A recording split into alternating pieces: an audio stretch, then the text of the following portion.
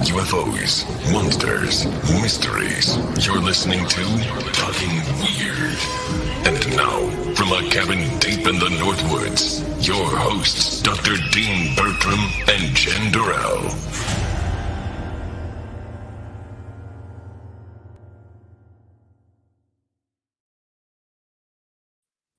Hey, baby. Hey, baby. No, viewers at home, your eyes aren't deceiving you. And no, Jen Durrell hasn't transformed into a beautiful, bearded, burly man from Texas. She's actually recovering. She went on a pretty big paranormal investigation last night, and I think she's still getting over that. So you just have me tonight. But more importantly, you have our wonderful guest, and he's a witness to a living pterosaur, which I'm sure we're going to talk about. He's also an author, illustrator, and biblical paranormal researcher.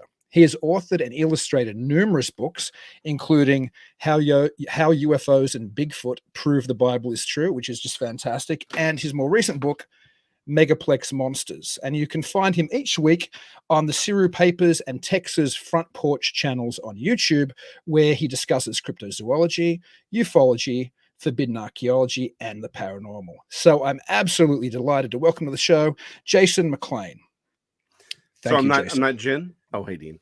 I'm not Jen anymore. Is it? No, you're not Jen anymore. It's very disappointing to hear. I was enjoying being Jen, but I guess I have to be me now. Well, sometimes we can only live those temporary alternative fantasies forever. Although, who knows? I mean, maybe you can take on the name of Jen, and in today's world, it's all acceptable. Yeah, everything's exactly. fine. Precisely. It doesn't matter at all. Yeah. You know what? I loved your book. I loved your books, by the way. I'd read How UFOs and Bigfoot Prove the Bible is True some time ago. And I actually, to be honest, it sounds terrible, I wasn't aware of Megaplex Monsters. I'd been meaning to ask you just to chat on the strength of the first book I mentioned, but then I saw you on Doug Hijack's show. About a couple of weeks ago. And I'm like, I've been meaning to get him on for so long. And man, I liked Doug's show, but your episode was my favorite episode I've watched yet. My goodness, was thank interesting. You. That's humbling. Thank you. Oh no, thank you for coming on the show. And I don't listen, you and me are going to just chatter a little bit anyway, but just because I don't know and I want to know, so I'm asking this for myself, is I know you're a Christian, I believe anyway, as I am. And I know you also obviously have a real interest in the paranormal and in UFOs and in, cryptids and all these other things. How did the two intersect? Like, were you interested in one first? Were you a Christian first and then became interested in the paranormal? Or were you interested in the paranormal first and then became a Christian? Or that's an interesting question. It is very much a chicken and the egg thing, and what I can say is both. Raised in a Christian home, and we were, my family was very much into creationism. Talking to Dr. We would go down and talk to Dr. Baugh and see the Creation Evidence Museum, London Hammer, all that good stuff. But as time goes on, as in all things, my father and I can't remember who he heard it from. I think it's someone, but he always used to say, God has no grandchildren. So his whole point was, you have to choose what to believe, right? You can't live off of someone else's faith. You have to make it your own, one way or the other. And he's like, I don't care if you're a Christian, you become, if you're an evangelical, if you're a Catholic, if you want to be a Hindu, Buddhist, just argue it to me. Explain to me why you're doing this. He was a mechanic, very practical, right? That's sort of the things. Like, you can imagine anything being the case, but at the end of the day, you still have to make it work. Like, everyone's like, oh, I can imagine a car that runs on 1 gallon of gasoline for 1,000 miles and never gets broken, and if you get into a wreck, it'll always just force. Like, well, you can imagine anything, but you got to make it work. At the end of the day, if you're working on cars, entropy is a thing, and you can't avoid it, right? There are rules to the world. You have to comport with reality. So, I spent my life trying to figure out, what do I actually believe? Is this something?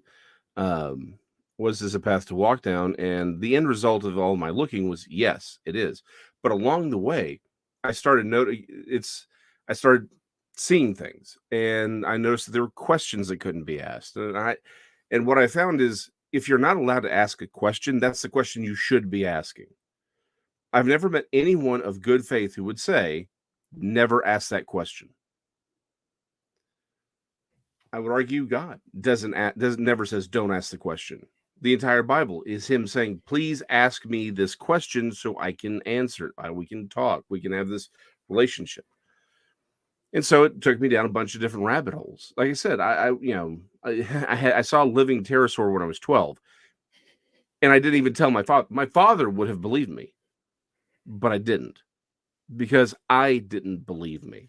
And yet, looking back, I'm like, I can see how that shaped the overall direction, because all of the books I've written, all the things I've done, basically focus either at the beginning of the book or the end of the book. And the reason for it is because I believe the middle of the book is what's important. If this stuff is true, or it's really like if the early stuff is true and the prophecy stuff, if these things are true, then the truth claims that are made in between are valuable. They are true, and that matters, not just necessarily in in eternity, which obviously does matter, but here and now with us. Because what I found is, throughout history, the worst crimes, the worst injustices are always based on the idea that humans aren't valuable, that humans are things, cattle, to be oppressed, used, thrown away, whatever. The message that is with it, that I find within the Bible, is that is not true. That we are imagers of God, that we are here to create, to make the world better, that we are to love one another. Every human life, no matter how small or poor, no matter what color or ethnicity, all of them are valuable. They are precious. They're deserving respect, because they are human, not because of what they can make or what they can build or what they can do, but because they themselves are human, and ultimately because God values every one of them. Again, does Bigfoot matter? Not in the grand scheme of things. Does the living pterosaur I saw matter? Not in the grand scheme of things. Any one of these things individually don't really matter. But at the macro, if these things that we are seeing are true, then they are all, in the broader sense, when you line them up, they match the description of the universe that we find within the Judeo-Christian Bible. And if that's true, then the Bible is true. The Bible's true. That means its truth claims are true, and we need to live by it and make the world a thing that is worth living in. I think all of that is dead on. Why do you think so much of mainstream Christianity, and it doesn't really matter if it's a Baptist church or an evangelical church, or at least I'm more familiar with Protestant Yeah. denominations than Catholic ones, but there seems to be a reluctance to talk a lot about paranormal activity or supernaturalism. And even when you look at Genesis, where I think clearly in some ways the UFO encrypted community have come more on board with the idea of, is it Genesis 6:4, where the sons of God come, right?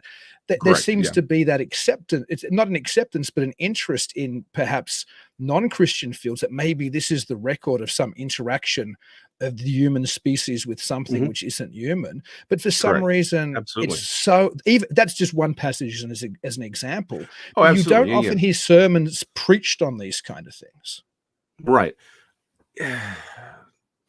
Okay, things are about to get spicy. I think the origin of it, because you're absolutely right, and it's not just in mainstream Protestant denominations that this hesitancy exists. And it's in almost all of them. There are some that do, obviously, but you're right. The supernatural in general is at best given lip service.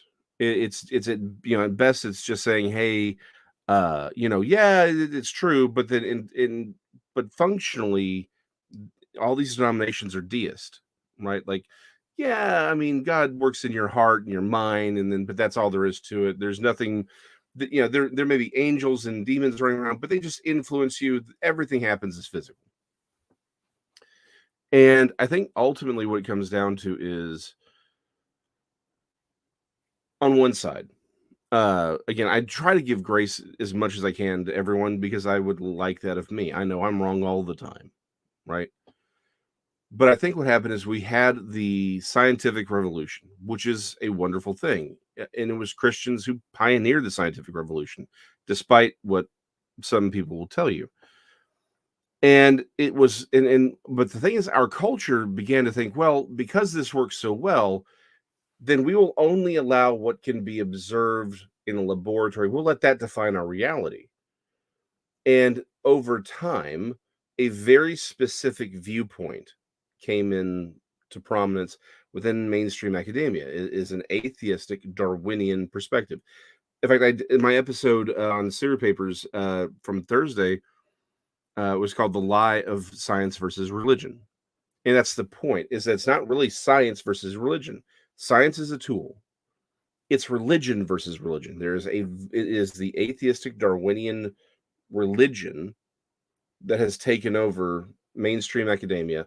And the thing is, if you have a different position, if you have different presuppositions, or you say, hey, maybe we need to question some of these presuppositions because we're seeing things in the real world that don't match or comport with this, you're gone. I actually, in a misspent youth, was going to be I was looking at going into archaeology and combining art with archaeology, because what I found is when I was, early doing, sort of proper training for artwork, especially in art history, is that you had these art historians making claims about artists that were just patently ridiculous as far as technique, how they were doing, because they had no practical experience actually doing the artwork, right?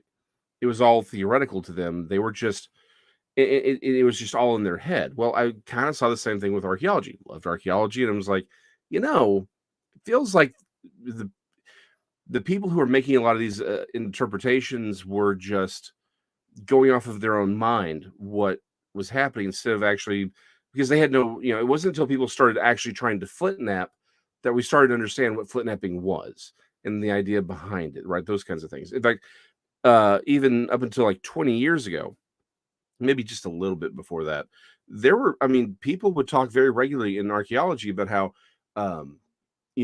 like American Indians, when they would be working on their flint knives and arrowheads and spear points, that they would go off from the tribe and they would go to a sacred area and they would make sacrifices of meat and of drink, and they would do this. I mean, they had this whole religious ceremonies and blah blah blah, right? Until one person thought, well, why don't we go down and spend some time with some of these other Neolithic tribes that we have in Australia, South America? Let's see what they do. And what did all of these tribes do when they were making their tools? They did it by firelight. They just cleaned up everything, would walk over to the trash pit and deposit the flakes so they didn't cut their feet. That's all they were doing. But for decades, we had this huge ceremony. Like, there was all this writing, and they're like, here's all the evidence of this. And it's like, no, because they never actually lived the life. They made a bunch of assumptions about these people. In fact, that's one of the biggest flaws that we have in archaeology, is the idea that the people in the past were primitive. Yes, technologically, they may have been unsophisticated. They may have had a small population. In fact, usually, if you go back far enough, what we find, what I would argue is post-flood, isn't that people didn't have the information on how to do a thing. They didn't have the population to do something big, right? So what they did, they had to manage expectations to a point. So the thing is that we have this idea that they were all primitive and on and on and on. Well, again, it's based on presuppositions. So I was really looking to bring an artistic eye to this. So when we were looking at things like cave art, or we could actually have an artist working with it. And I started seeing a lot of inconsistencies, and it just goes back to, if you find the wrong thing, you're like, well, hey, let's talk about it. You go from being an archaeologist to being a florist, because the mainstream academia will not tolerate dissent. There's a great film, I think you can find it on YouTube now, called Expelled, No Intelligence Allowed. It was made by Ben Stein. He documents this argument going on in academia with should be mainstream academics. Like, these are people who are doing good work. They are, they're making discoveries, and they use intelligent design in some of their principles.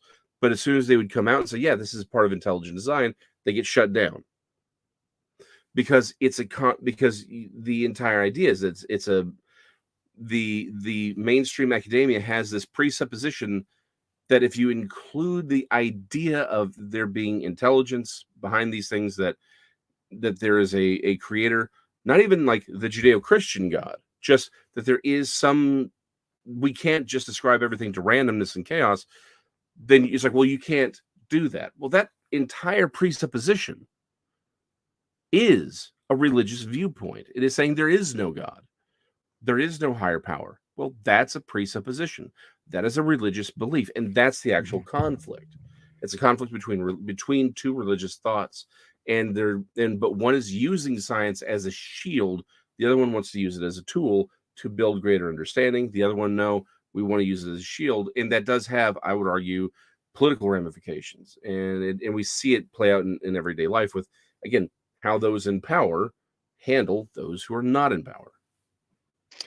Yeah, I think there's a very good point about science, or atheistic science, being a religion unto itself. Certainly, the way people talk about, I follow the science, which usually just means they've watched something on television that's told them that's the science anyway. Yeah. But I think, even to step back from a Christian / atheistic scientific kind of dualism with them battling each other, as somebody who also takes fairly, with serious interest, if not seriously, because I don't think he wanted to be taken seriously, is Charles Fort. I find it fascinating that the person who's really the grandfather of a lot of the type of stuff we're interested in, ufology and other things, you almost can't read a UFO history without somebody saying, the grandfather of this was Charles Fort, is that Fort, for all his collection and collation of anomalous phenomena, what he was most interested in doing was criticizing the scientific establishment and pointing out that it was incapable of looking at anything outside of its box. Paradigm, the phrase, hadn't been popularized. Thomas Kuhn, essentially the famous philosopher of science, said the same thing Fort was saying decades later, and coined the popularization, at least, of the term paradigm when we talk about a scientific paradigm. So when you were talking about the idea of there being no intelligent designer, that's very much part of the scientific paradigm at the moment. As Fort very clearly said, and Kuhn said decades after Fort, is that science operates within these boxes, and anything outside of it is essentially ignored. And even when it starts to pick up, or even when its borders are threatened enough by phenomenon which doesn't fit inside the box that it's created, when that paradigm collapses and a new paradigm forms, it doesn't form necessarily because it's correct. It just is able to explain some of those other phenomena which threatened or cracked the original paradigm, but it grows in popularity through any other type of sociological endeavor, through any human sociological endeavor. It gains in popularity because the popular kids, or the significant kids, get on the train first, and then everybody who wants to join the train follows the popular train, and the new paradigm is built, and then everybody has to operate inside the paradigm. So science is terrible at looking at anything which doesn't already exist within its constraints, whether that's the Judeo-Christian concept of a creator, or another concept of a creator, or whether that's UFOs visiting us, or whether that's lake monsters which aren't meant to exist, or whether that's ghosts or whatever. If it's not inside the paradigm, science is the last human endeavor that you want to go to. But I find it, and I don't know if you feel this, because you might be a little more reasonable than I am, but I find it almost foolish that all of these people in these different paranormal groups, whether they're cryptozoologists or whether they're ghost hunters or whether they're ufologists, whatever, they always want to get inside to that. They want to get approval from science. So they're out, we're going to get the body, or we're going to get the ashtray from the crash saucer, or we're going to get that definitive photograph of dead Aunt Edna who prowls the back of the family estate. It always, they want to be bought in to an organization or to a human endeavor, which, as Fort was very clear about, just doesn't want you. You're not going to be welcome in here. So there's a real irony in that, I think. Well, you're right, and I just realized I kind of got off track. I get distracted by shiny things. I have a ADOS, attention deficit. Ooh, shiny. So let me come back because I like that point that you made, and I completely agree. And but I also have pushback. But let me go back to why does the church not address this stuff, right? And the thing is, because science was so successful at moving us forward, right? Again, it was Christians who helped, who really helped pioneer modern science. But at some point, the church sort of said, okay, and part of this is a reflex against what happened again within the Catholic Church. Yeah, the whole Galileo thing is way overblown as far as was it religion or what? It was more politics, and really what it was that Galileo was misusing church's teachings, right? It was the church like, hey, you hadn't proven this, you can't say that we're down with this. Like, it was really more political than it was that anyone actually cared about his theories per se.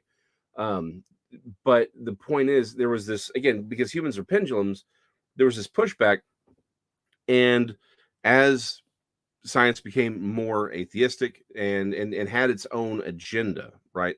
Once the academia had a very specific agenda, at some point over the last century, the church writ large, and maybe it's due to the fact that it's sort of, because we have so many denominations, right? That we sort of lost the nerve.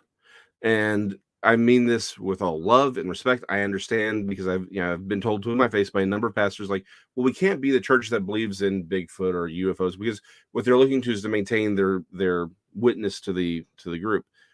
But I'm over here saying the problem is you're going to come to a day when this stuff's all true. And if you didn't say that this stuff was real, if you didn't at least address the phenomena, if it doesn't, then they're going to say, well, then it doesn't fit in the Bible. And the problem is you already actually think it doesn't fit in the Bible when it does. And that's why people are leaving. They see a pterosaur and they're like, well, that's not supposed to be alive. And my pastor hasn't said anything about it. Time for me to leave. Or I saw a shadow.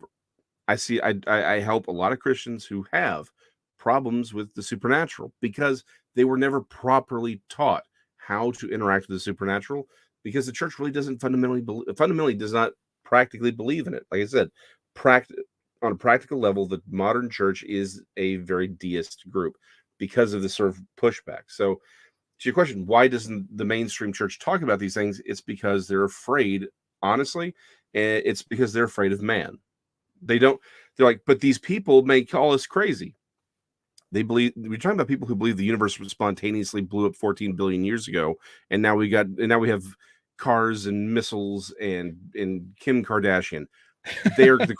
Trust me, they already think you're crazy. Like that, there is no earning that respect. And it's, to your point, kind of the same thing. It's like, why do all these cryptozoologists and people who work in the paranormal, why do they want the mainstream's approval? I think it's the same push. We're all afraid of men. We're afraid of man because we're pack animals. We want to be loved by everyone. You have to be a sociopath to not want to be loved, right? And so we all fall prey to. I temper my speech all the time. I'd like to be braver than I am, right? But I do want to come across as reasonable. So I will try and hold back. I'll try and use language that is less threatening to people who don't share my viewpoint, because it's not that I'm trying to get their approval, but I realize in my heart, I am worried about that. And also in our culture, we have put science on a pedestal. That's really the new religion, right? It's the religion of scientism. And so it's like, well, hey, if mainstream academia accepts you, I mean, and then it's real. Well, look, the guys in the white lab coats who get paid off by by special interests to make certain that they get the best that their cigarette is supported by 9 out of 10 doctors. No, please bathe your child in DDT. It's perfectly fine. Sugar is wonderful for you. They know it's all a lie. They know those cigarettes are killing you. They know that DDT is destroying you. They know that sugar is killing your kids. They don't care because they got bought off by whatever company, but they got the white lab coat, so they must be pure as the wind-driven snow. just like the priests were 500 years ago, and when they were selling indulgences so they could pay for the Vatican. I'm not anti-Catholic. I know, and I get, like I said, a lot of people complain about things. I'm just like, look, actually look at history. We don't need to make good guys and bad guys in history. Everyone was bad. Just accept it. Humans are corrupt. That's also very clean, clearly put in the Bible. All humans are corrupt. You don't need to look for good guys and bad guys. Everybody sucked. That's okay, because we suck today too, right? It's like we don't need to make things worse than they were, but we do need to understand them so we don't make the same mistakes. But the fundamental mistakes of humanity is that we are pack animals. We want to be loved by everyone, and so we're willing to go for attention, not realizing that you're never going to get it. And the reason you're never going to get that attention from mainstream academia is they have an agenda. They have been paid off. They didn't want anything to do with Einstein when he came out with his. Everyone acts as if, oh, he writes his 1905 paper. He has the miracle year, and then everyone's like, look at how brilliant this man is. Nope, nobody cared. In fact, mainstream academia thought he was insane. It took one guy, I think it was like 10 years later, there was one dude who's like, we should probably look at this stuff. And then over time, as people started dying off and new blood started coming in, they started saying, hey, hold on, these theories are working. We can test some things. We're seeing some things. That's how it's going to work, is that we are going to have to, but to a point, and I'm not one for conspiracies. I believe in corruption, not really grand conspiracies. That being said, I have seen things disappear, right? You find the wrong thing. If it's out in the open long enough, someone with a sledgehammer shows up to break it. Again, like I said, you find the wrong bison skull with a bullet in it. The Mexican government shows up with guns and makes everyone, and tries to force everyone to sign. It shuts down the site, tries to make everyone sign affidavits saying that they faked it. You're a well-known paleontologist. You're working in rock strata that's supposed to be hundreds of millions of years old. You find an actual bolo stone in your dig. You then have people. You fly people out to watch you pull it out of the rock, to have all of them say it must have been fake somehow. That's the world we live in. That's the academics that we have. And the question that I always ask on every show when it comes to this, it's like, well, but how do we, particularly when it comes to the paranormal, like, well, but we can't test it. I'm like, well, hold on. If we go back 500 years, let's say we get a time machine, we go back 500 years, we try to tell the greatest scientific minds on the planet at the time. The reason you get sick is because these tiny animals that are so small you can't see them get into your body. They're going to say that's insane. How crazy, invisible animals. Particularly when it comes to the paranormal, we really don't have the ability to properly observe it. Maybe that'll change in 10 years, 20 years, 100 years. I don't know. But right now, the problem is science is dependent on our ability to observe something. That's it. If it's outside of, like you said, the paradigm, if it's outside of our ability to observe it, then the science's only response is supposed to be, I can't observe it. I can't test it. I can't have an opinion on this. There are, like how we found the planets in our solar system. You should be able to say, well, look, we see phenomena that leads us to believe that there is something going on, but we can't observe the phenomena directly. Therefore, we cannot have an opinion on it. But we can say there's significant reason to believe that there is an actual phenomena, and it should be seriously addressed. Bigfoot is a great example. I like to talk about the Bigfoot phenomena, and one of the things I believe is that there is a physical Bigfoot. This has been a development since the book was written. I mean, I talk about it a little bit, but it's become more clearly defined since the book. Is that I do believe there's a physical Bigfoot walking around. I do think it's a hominid. I think it lives, it breathes, it does whatever animals do. But I think most of the phenomena that gets called Bigfoot ain't Bigfoot. It is paranormal, metaphysical, and I think it's deliberately hiding as Bigfoot so that we can't see which is which. So that instead of saying, hold on, we got these things over here, but this stuff's something else, right? It keeps us from being able to say that. And so we don't see that pattern. But before we go into that, to just wrap up this thought, science should be able to say, look, we have hundreds of accounts every year of seeing a thing. The sightings are consistent. We do have physical evidence that is very telling. The only response that science should have is there is a phenomena. It should be seriously looked into, and we should figure out how to observe it. But we can't say what it is because we can't really test it yet. But that should be it. But it's not their response. It's fake. It's a fraud. But they don't ever go to prove that it's fake. They don't give you evidence that it's fake because it's a religious belief. All of these cryptids, one way or another, whether they're paranormal, metaphysical, or just things that shouldn't still be around, they are evidence that the modern worldview is catastrophically wrong and that they have been lying to us knowingly, and some knowingly, some unknowingly, but that it's flawed and that they would have to rewrite their narrative entirely. And the problem is, they think instinctively they know it would go towards the Bible, and and unfortunately, there is an active opposition to the biblical worldview, because again, it is religion versus religion, not science. It's religion versus religion. Here, I think that clash is very accurate. And I to take your point that regardless of what it ends up being, it is an absolute confrontation to our Mm-hmm. contemporary mores of the age Yeah. of the earth, the lack of Mm-hmm. a creator who designed this, Yeah. intelligent design. All of those things tend to be threatened when we start to look at anything which is either spiritual or which Mm-hmm. suggests the earth is younger than than popular science will say. And it's something I've asked a couple of cryptozoologists who've been on here when they've talked about pterosaurs, or whether they've talked Mm-hmm. about McLean Mbembe, or the dinosaur in the Congo. Essentially, I'm not sure if those things are physical. I lean more towards it's all somehow paranormal and comes in and out of our reality. But for a moment, let's say that there are real living pterosaurs and Mm-hmm. there are real living sauropods, or Yeah. real living plesiosaurs, or whatever the type of, or even Right. even a relict hominid population, say Bigfoot.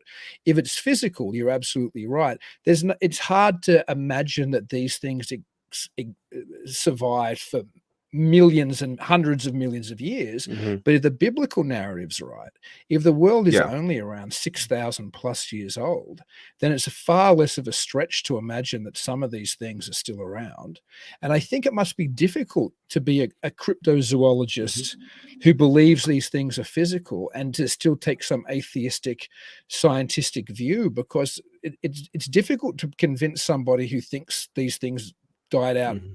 100 million years ago that they're still around. But if the earth is only 6,000 years old, then it's a lot less of a stretch to think there might be isolated pockets of survival.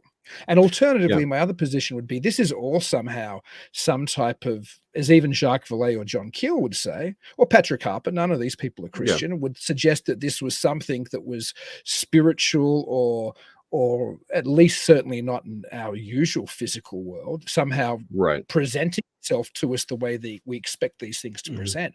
That also is an affront. You're absolutely right to the type of modern scientific view of the world.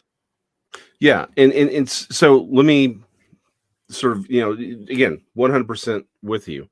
Um, the one caveat I would say to that is, again, we have things like coelacanths, we have sharks and snakes and alligators, and they're found all throughout the fossil record. So individually, again, let's use living pterosaur. At face value, a living pterosaur does not disprove by itself, right, the millions and millions of years theories. But it's, you take that with some of the other factors, the fact that we have evidence of rapid fossilization, the fact that we have, we find dinosaur graveyards, the fact that we have soft tissue being preserved that we can reactivate in these bones. the fact that it's like we have a pterosaur, but then we also have some of these Pleistocene animals. It's like, hold on. We then have out of place artifacts like the London Hammer, and you get and there's online. Everyone tries to debunk it, and none of the information about it is accurate, right? But let's put that specific one aside for a moment. You have out of place artifacts. It's in its totality, right? No one thing necessarily puts a hole in anything. There's no silver bullet. It's the total. It's the preponderance of evidence. That's what in its geological data. It's you're like, hold on, the story of this the mainstream doesn't work if all of these other things are true. And then it gets worse when you look at the paranormal aspect of it. So it's, for me, it's the preponderance of evidence. I talk with people all the time. Most of them, whether there's one of these physical things, right? They're like, well, again, we have alligators still today. They're not uncommon, and Deinosuchus was a thing. They're just smaller. Sea turtles are a thing. So, and to that point, individually, not, they don't disprove that theory. It's the preponderance of the evidence where you start saying, hey, hold on, which is why I have found most people kind of like being specialists. They like focusing on Bigfoot or Loch Ness, or they like focusing on cryptozoology, but they don't want to deal with the paranormal. They want to deal with the paranormal, but they don't want to deal with UFOs. And it's like, well, being a generalist, because let's be honest, most of these things you can have a conversation in an afternoon and know basically all the actual data that there is. Everything else is just accounts of these things. That's it. Actual data, 30, 40-minute conversation, everything that there really is to know on most of this stuff. So as a generalist, it's easy to say, hold on, let's take a broader look at this and say, well, if these are all true, then what does that tell us about the nature of the universe? Well, then it starts becoming, well, the nature of the universe is that these dinosaurs and these Pleistocene animals didn't die off millions of years ago. They died off much more recently. I'm actually kind of ambivalent. Was it 6,000, 7,000, 15,000? Sort of irrelevant to me. Because for me, it's the biblical worldview. It's not even about the time. It's that there was a perfect world that in which humans, some sort of non-human, hybrid existed. It was a perfect world, which means everything was larger, more robust, more longer lived. That world, and again, also inhabited by supernatural entities.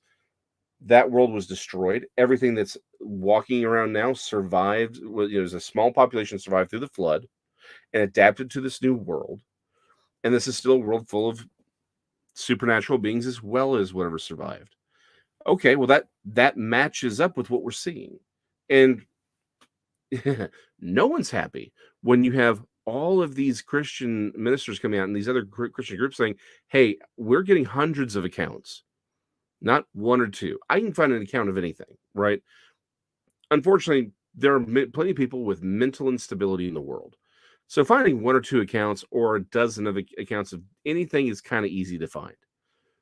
But when you start talking about hundreds of people who haven't met each other, particularly on a topic that isn't well known, and they're giving you all the same things, and it's like, hey, we're seeing angels show up. We're seeing things that actually look like demons show up. People are using traditional Christian exorcism rites, and these things are disappearing, right? When you see the overlap of UFOs and traditionally paranormal or occultic behaviors, you're like, okay, this stuff doesn't match what it's supposed to be, but it does comport very nicely with what we find in the New Testament and what we find with people who are demonologists and exorcists today and for centuries. We see these same patterns, these same themes.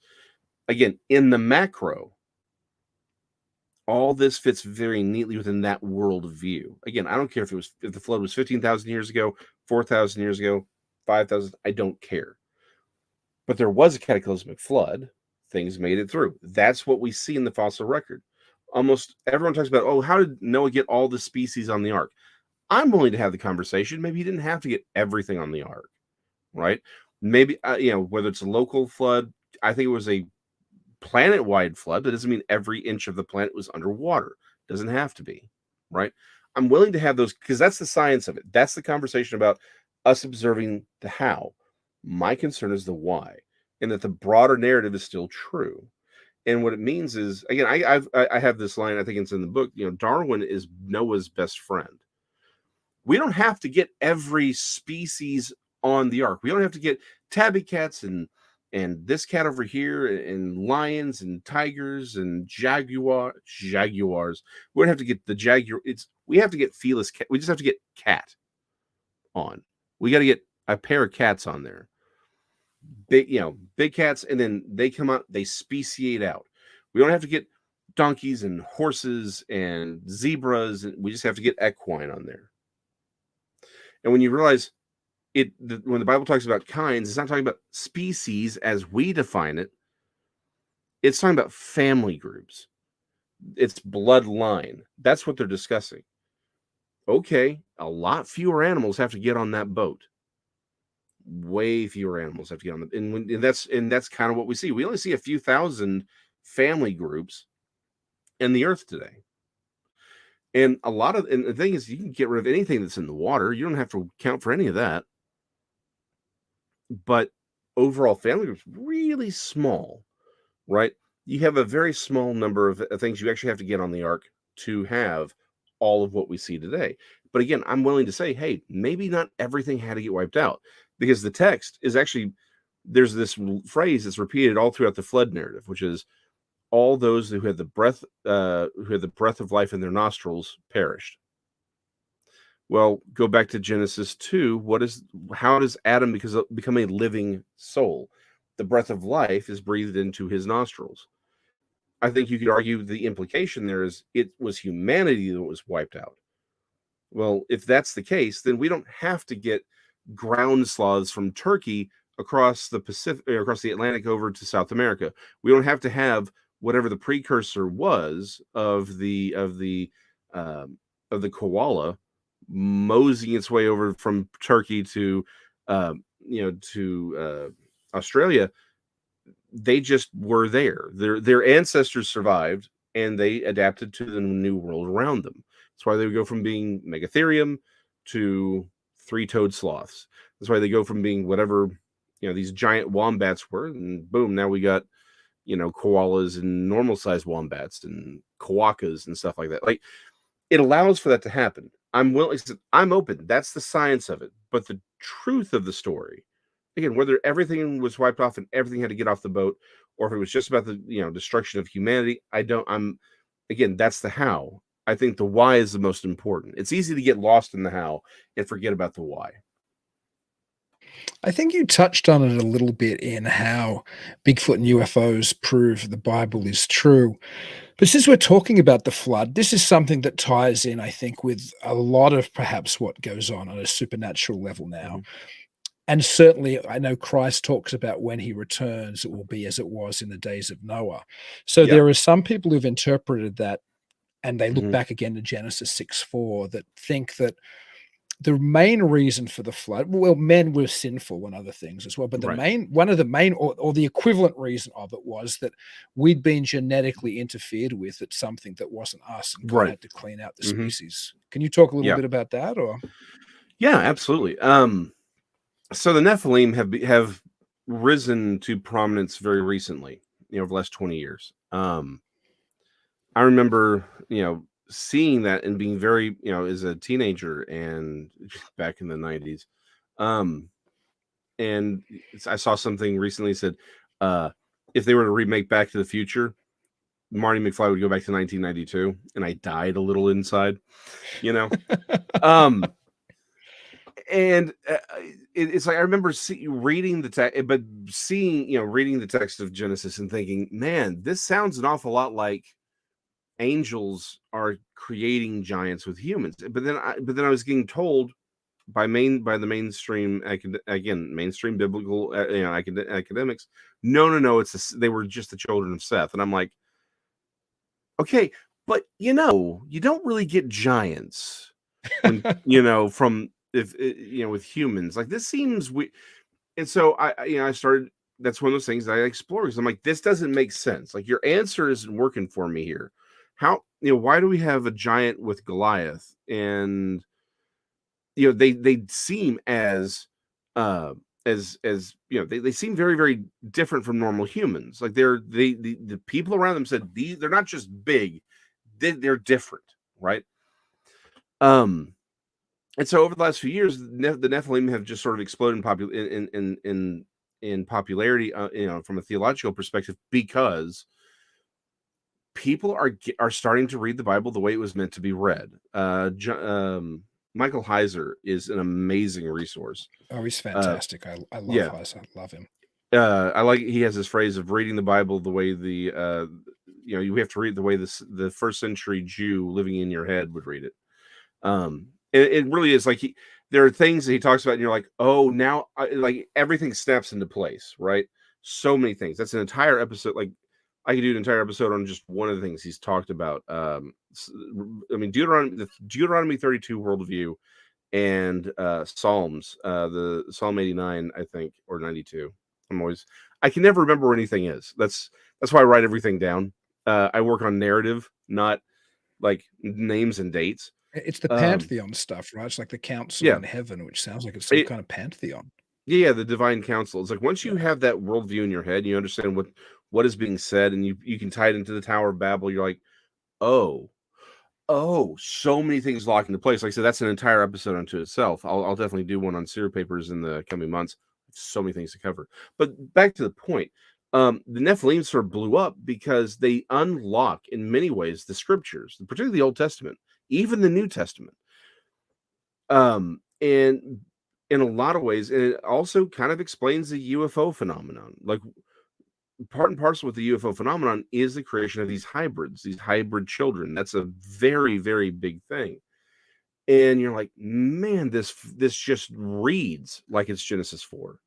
And a lot of it reads like the Book of Enoch, which is why the ancient alien crowd is really taken on to it's first Enoch technically, because this narrative, it seems very familiar because we're seeing it today. We're seeing this hybridization, and it's like, well, why are we seeing it? And again, because Jesus says it'd be like the days of Noah, so we're thinking, okay, maybe that's all coming together, and it does. Where it gets a little interesting, though, is when we realize the Book of Enoch basically says the true Nephilim were destroyed, right? Before Noah. We think, well, Noah's that status of the flood. Maybe there's something going on with that. I tend to look at it and say, well, maybe, but I think he's actually being more specific than we realize. And let me say, for the record, the Book of Jasher that currently is found is not real. It is a forgery from the Middle Ages. It was a hoax to begin with. However, even though it's a hoax, it does what they were doing was they were taking a lot of Jewish stories, right, and sort of using it to create this new narrative. One of the really interesting things that's found in that book, which again, that is not the Book of Jasher mentioned in the Old Testament. It is it's from the Middle Ages. We know it's from Spain. It's just, we can just discount it. However, when we look at it as a collection of narratives that was in, it's part of the Jewish culture and the rabbinic culture, that's when it becomes interesting. Because prior to Noah, when it's talking about these things, it's not talking about the Nephilim per se, but it does talk about this crossbreeding of animals to enrage God. We see the same theme in the Book of Giants, in the book of this idea that it wasn't just humans that the angels were procreating with. This idea that humans were crossing things they shouldn't have been crossed. There's also there's a line about this oral abortifacient that the humans were using so that their wives would not lose their figures, right? And I'm like, okay, so this was a world full of oral abortifacients and rampant, again, general wickedness and evil, but then also this deliberate crossbreeding of things that weren't supposed to be crossbred, that weren't supposed to be crossed over. And we see that reflected with the Book of Monsters and these other things. I'm like, that's very much what's happening today, right? It's not just the violence that's in the earth, which is rampant, by these never-ending wars that we have. This, that's happening around the world. We're seeing genetic crossbreeding with things that should never ever cross. Spider goats, right? So we can make silk. You know, they can be harvested for replacements for Kevlar, things like that. We make mice that glow in why do we need to make mice that glow in the dark? Seriously. It's crazy. But then we start crossing humans over so we can start creating these human animal hybrids so we can breed things for us. And I don't think that's what God wants us to do with these things, right? Again, oral abortifacients, where it's like, let's just kill as many of these kids as we can possibly do.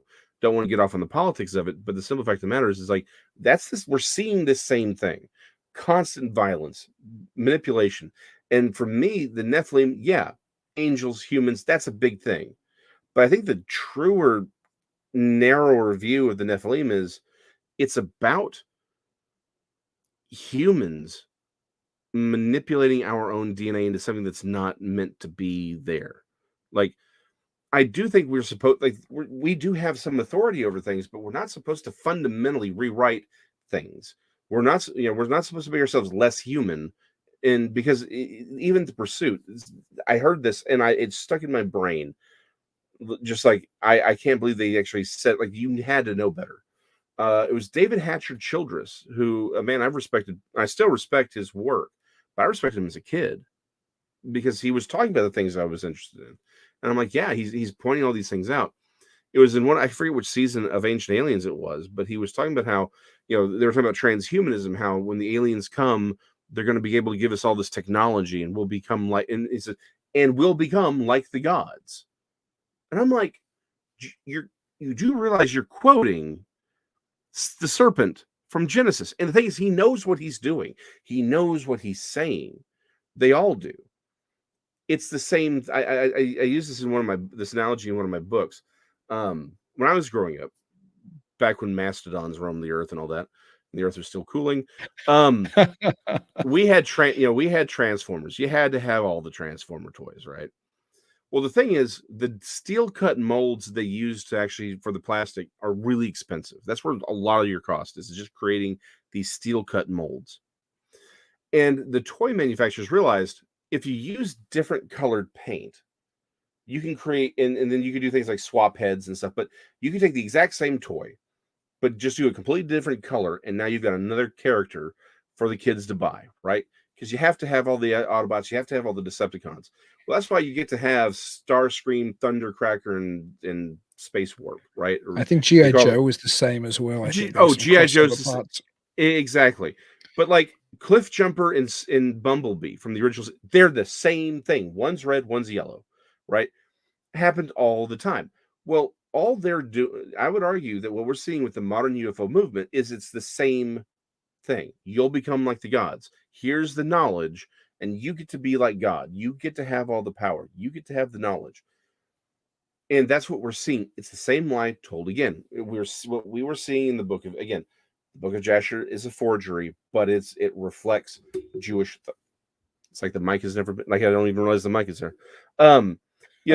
The thought is there, they have it, and so that it was transmitted to us, but we're seeing the same patterns. And even in the book, again, sure, the Nephilim are on the earth in those days. If you want to say maybe they weren't all wiped out pre-Noah, that's fine too. But you know what else was in the days of Noah? Nimrod. Because again, the context, Jesus is clearly talking pre-flood. But also, if you want to take that, you want to move it forward a little bit, Nimrod was in the days of Noah as well. And I would argue Noah is the first head, the seven-headed dragon that we see in Revelation. Again, a whole episode on that. It can be done. Long story short, I think Nimrod's one of those heads. He's the first world emperor. He's the first he's the first with the Antichrist spirit to try and conquer all of mankind. That is also in the days of Noah. So it's like the more you start digging, it's like, well, hold on, did Jesus have other meanings behind this? You start realizing the world that you can shape with that one phrase. It starts looking very familiar to what it almost looks like you could take all those phrases and put them in our world today, and it fits perfectly. Do you suspect that, and obviously I'm not trying to tie your theology down or Mhm. make you say something you're 100% sure of, but do you suspect that there's some type of faux ET deception as part of the end times? I've written books on that. Yes, it's Okay, I'm sorry I so haven't read so. them. There you go. Well, it's okay. Like there's a like I'm gonna come back and redo a lot of that stuff actually. So long story short, because trust me, we can make this episode as long as you want. I got We'll nowhere have else you to back go. again. Well, we can Yeah, keep going. I mean, it's up to you yeah. when you want to end. I don't have to push Hey, the end button, but you're the man with the button, right? I'm just a crazy dude at an art desk. You're the guy with the button. You tell me. But I'm happy to come back anytime. Love your show. awesome. Thank Um, you. and I gotta meet Jen now too, right? I Yeah, mean, your that's doppelganger. She's I not gotta here be my tonight. double. Yeah. Yeah, exactly. I'm playing the role of Jen this episode. I should at least meet her once. Um, so okay.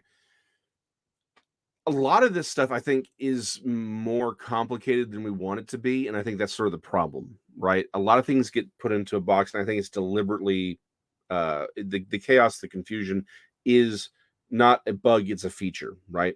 So we don't see what's happening. The easiest way to hide is out in public, but if you get it's like the magician, right? Why does he have the beautiful assistant? It's so you can't really see what's going on because you're either so focused on her that you miss what's going on over here, or you're so focused not on her, you don't see what she's doing because you're looking for something over here and you miss the trick entirely.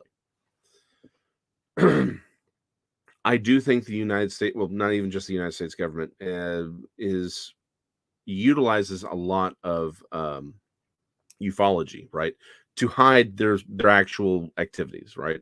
So I think disinformation, whether it's UFOs or even modern day Nephilim, I think there's a lot of disinformation going on. That's why I'm like, guys, whether it's the giant of Kandahar, just don't don't grab onto it too tightly, right? Don't try and figure it out from that because you don't know if that's actually real, right? Take that step back. Understand the government and all these governments do not necessarily do not want us to come to the truth of this. So they will, like, there's a great you can find it on Tubi. It's a free app. It used to be on Netflix. It was called Mirage Men.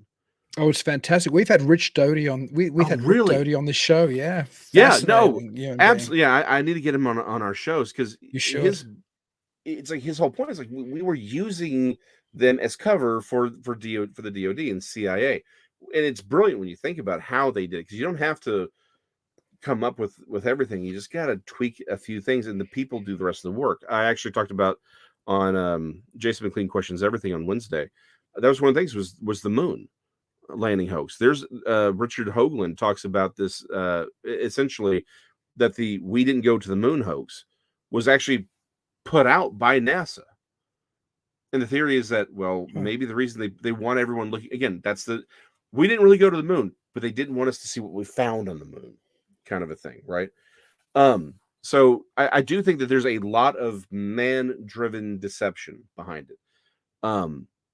But that's not to say that I think the phenomena is entirely human driven, right? Or governmental driven. I do think that there is a part of the phenomena that is supernatural, right?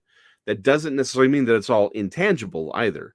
But I do think also a large percentage of the UFO phenomena is purely psychic, right? That not everyone is being abducted. I think a lot of this is metaphysical, right? But then we have the rest of it. I do think that there is physical stuff occurring. And the worst part is some of it may overlap. There may be physical stuff with the metaphysical stuff. There's a gentleman whose name escapes me, but it's been quite a while. But he was in Australia, right? He goes home, takes a nap, but he wakes up in the middle of an encounter with two females, I women. actually saw him speak in Australia back in the day. What's his Yes, name? It's like I'm Peter terrible with names. Calstati or something. I Something like forget that. his Yeah, name. yeah, It's yeah. something like that. Yeah. Right, yeah. And it's like if you listen to his account, it's so bizarre. You almost have to be like, well, it's too crazy to to make up. But he had a hair left over that could be tested. And it was real. It was a human hair, but it's from this weird, small, isolated group in China. And you're like, okay, that's weird. But the women were telepathic. They didn't look correct to him. And so you got to ask the question, well, what's going on there? Well, what if some of these activities are physical, but the metaphysical part that everyone's remembering, that's all over the top. That's the I'm taken to a UFO and blah blah blah blah blah. But then what's actually happening to them is just happening there in their apartment or their home or their car, right? So I think the thing is the UFO phenomena is very diverse. I think there's a lot of misdirection going on, and a lot of is deliberately so. I should But just say quickly too, I'm just gonna sure, cut yeah. in real Mhm. quick.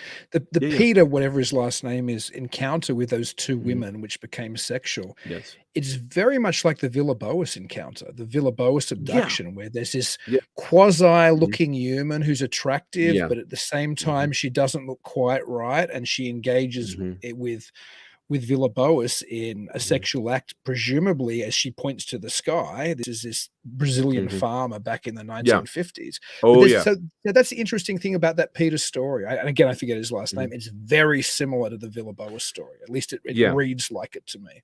Mhm. And there's a bunch of other stories that do sort of match up with this theme. Um, and so at the core of the UFO phenomena, I do believe it is demonic, right? It is satanic. I'm actually not a fan of the word demonic because demons are actually the spirits of the Nephilim. There's other kinds of spirits out there, but demonic is fine. Most people understand what I'm saying.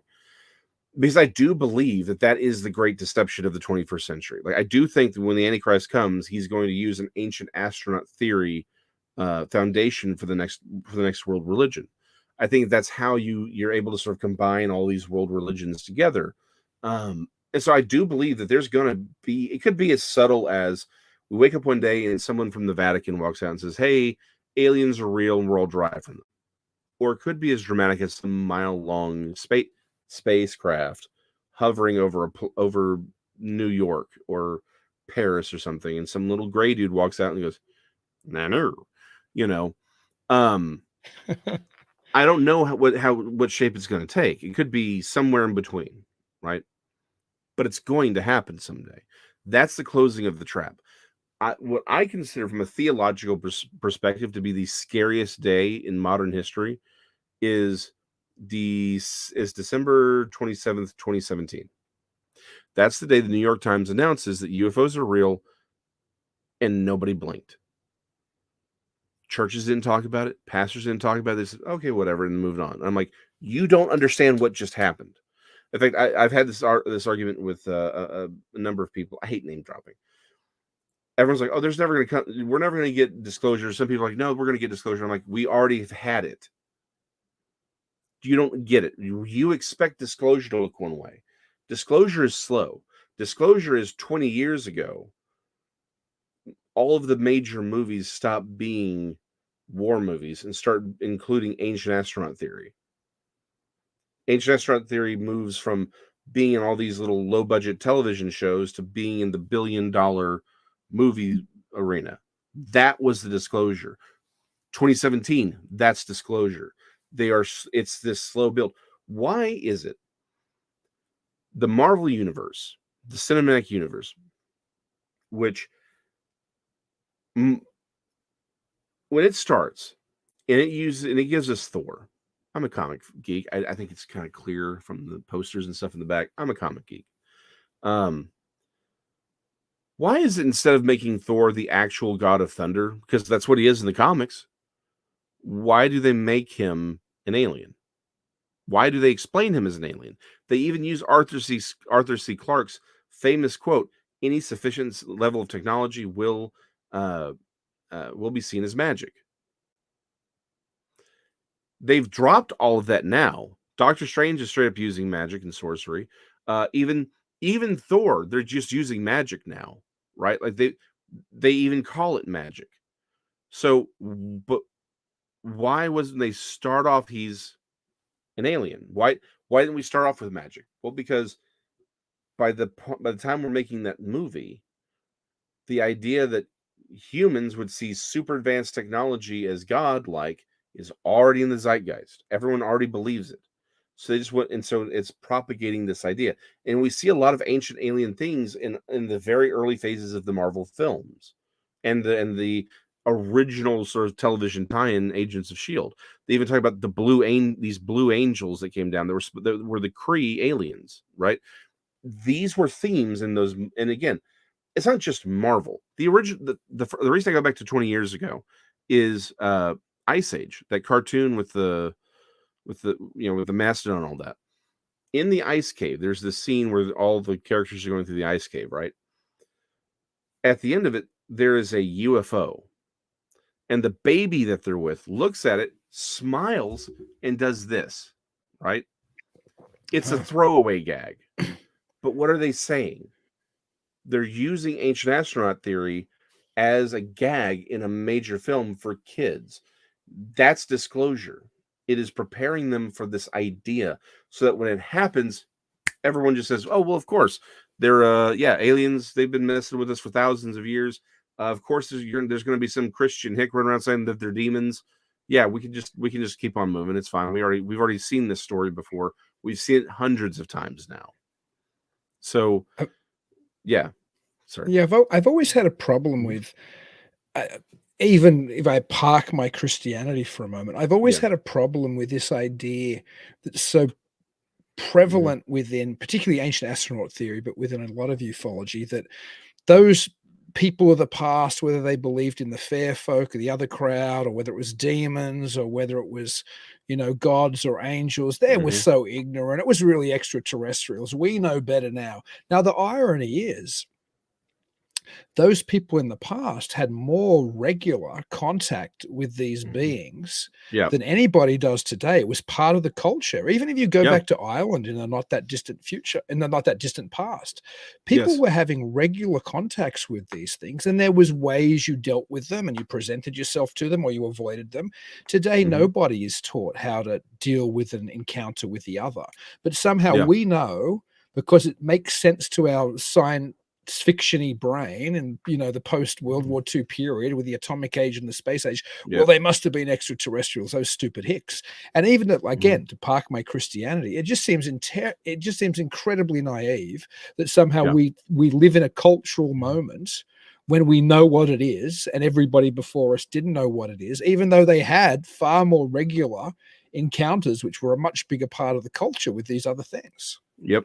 It's the hubris of the present. It's the hubris of modernity is to believe, and we see it in 100 different ways. But it's the idea that everyone in the past were stupid and ignorant, and we are the special ones. We are the good ones. We know better. To Mothman 46, talking about how when they went back and did the prequel Star Wars films, right? Like Darth Vader was, Anakin Skywalker. He was born out of the Force. I remember when that happened. I was with my best friend. We were there opening day. Yes, I am that geek. But I turned, we both looked at each other like, Darth Vader is Jesus? Like, what just happened there? But to I'm your sorry, point, I've been yeah. ignoring the comments tonight because Jen wasn't here, and there was all kinds of regulars Oh. saying hello. Hello, Joe. Hello, Ed. Hello, Mothman46. Hello, my good friend Tim, who lives locally to me.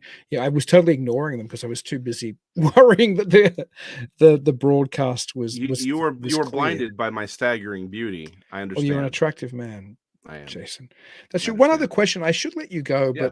but I think that this is Ah. interesting because of what we've been talking about, While particularly Jen's regarding. away, Dean will play.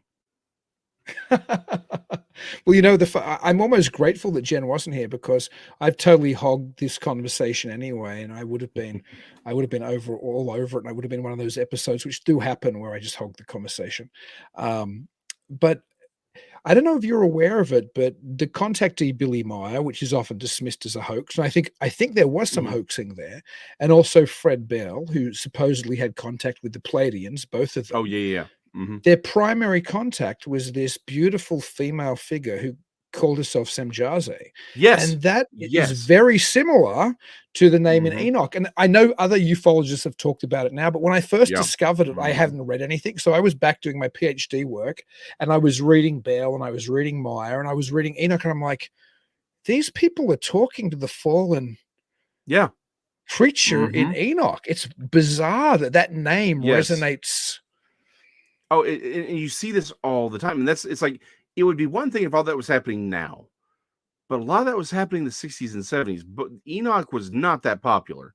Like, okay, it's like you could make the argument, yeah, maybe they just grabbed the book, but I'm just like, if you're gonna fake something, why would you make it that obvious, right?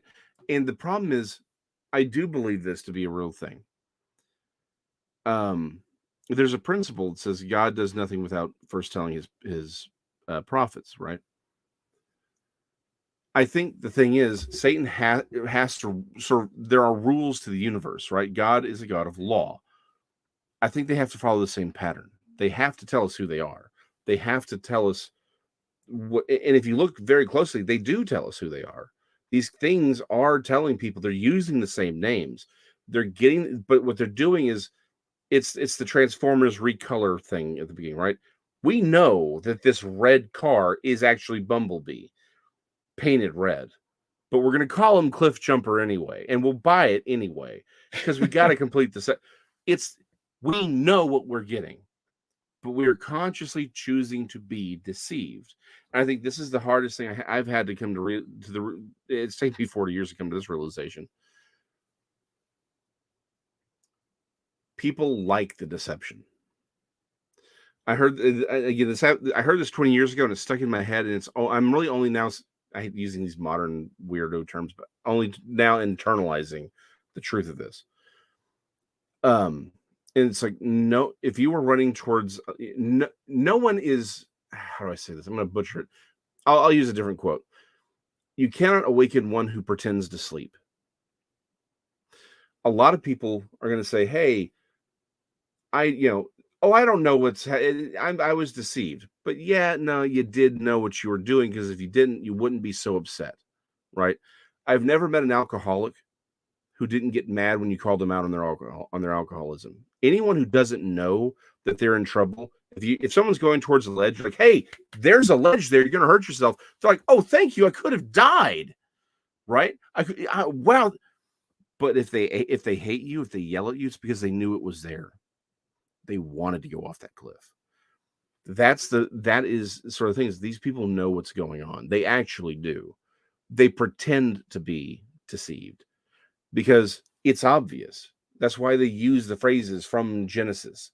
That's why they're using the names Semyaza and Azazel. Like, they're using these things because they know what's happening. They're willfully ignorant so they can buy Cliff Jumper instead of being like, you have that toy already. No, I don't. Yeah, you do. You know you have it, but it's red. Okay, we get the gag. It's the same thing that's happening today. Well, Jason, you are one of my all-time favorite guests. I'm quite comfortable and happy to say that. We have to have you back on sometime I'd love soon. to. I'm hoping there's another book coming sometime in the near future that I can enjoy. There are books out there. There is another book that I'm kind of playing with. So here's my problem. I have so many ideas. I don't have enough time to get them out. Right now I'm actually working on a comic strip that'll be narrated, and it's going to be on TikTok and YouTube and Facebook Shorts and all that. Wow. Called Choopy Rules. It is humorous. But there's a secret. I can admit now there's a secret lore to it. So it's like, if you know, and you see it. But there is and there are some deep running things, but it's intended to be fun. It all takes place at Nick O'Doul's Mexican Cantina and Sushi Bar. It centers around a chupacabra who works for the IRS. It's it's gonna be a lot of fun. And it's honestly, I would like to get the first episode or the first one out this week. So that's been eating up a lot of my time. I actually sort of launched it as just a normal comic strip. I launched it years ago. I'm bringing it back, but then I was like, hold on, I need to get this thing on TikTok. I need to do it on YouTube, but I want to do it right. So I finally got it worked out, and so that's eating up a lot of my time. But I'm trying to figure out which book to do now, because I have a narrative sort of driven story that I want to do, but at the same time, I kind of want to do an update to UFO, how UFOs in the Bible prove or Bigfoot prove the Bible is true. But a lot of people are asking for updates on Metroplex monsters. So I got a lot trying to figure out how to do. Right now, I'm just trying to focus on Choopy Rules and having fun with that. And then I will start working on another book. I just got to figure out which book I want to work on. If I can get everything, because what I would really like to do, honestly, is get everything in one more book, right? Have sort of like a magnum opus where we're going to explain Genesis, we're going to explain cryptozoology, we're going to talk about Deuteronomy 32, we're going to talk about Jesus, we're going to talk about the Revelation alignment, or the Revelation 12 alignment that had its zenith in 2017, but will actually end in 2027, and then go into the book of Revelations. It's like I kind of want to do all of it. I just don't know how to do that yet. Because it's funny, I actually got in all this doing prophecy work. The Revelation 12 alignment is, I think, I was the only one running around back in 2014 saying, yes, the thing that's happening in 2017 is Revelation 12, but it's not what everyone's saying. It has nothing to do with the rapture. It's a signpost, and then using astronomy to prove that. But then that gets into the UFOs, it gets into cryptozoology, it gets into a lot of that stuff. Prophecy, the beasts of Daniel, like a lot of it's all intertwined. That's what that series was about. But I was doing that before I was doing any of this other crypto stuff specifically. But yeah, like, so that's like, if I can, I'd like to get everything in one book as sort of a magnum opus and do it illustrated, sort of show people what we're dealing with. And because I think that's the thing, is like, once you understand the biblical worldview, a lot of things make more sense. People's reactions make a lot of sense. Like, I don't want to get political at all, but it's like, you look at history, like, how did this entire society just go nuts? Right? Why are people just standing in the street screaming? Like, what is going on? Right? And it's like, hold on. It's because there's a spiritual truth here. It's really easy to get caught up in like cell phones and notepads and physical things, right? And say, well, that's just all there is to it. They just have a bad, they got a crazy political belief. No, it's more than that. It is supernatural. It is theological. This is all intertwined. And the problem is we don't see it. I get why the mainstream world doesn't see that. But as Christians, I think we have to have the biblical worldview. We have to look and say, whoa, whoa, whoa, whoa, whoa. This is all spiritual. And I think the weakness of the church has been we've allowed the church to become, again, functionally deist.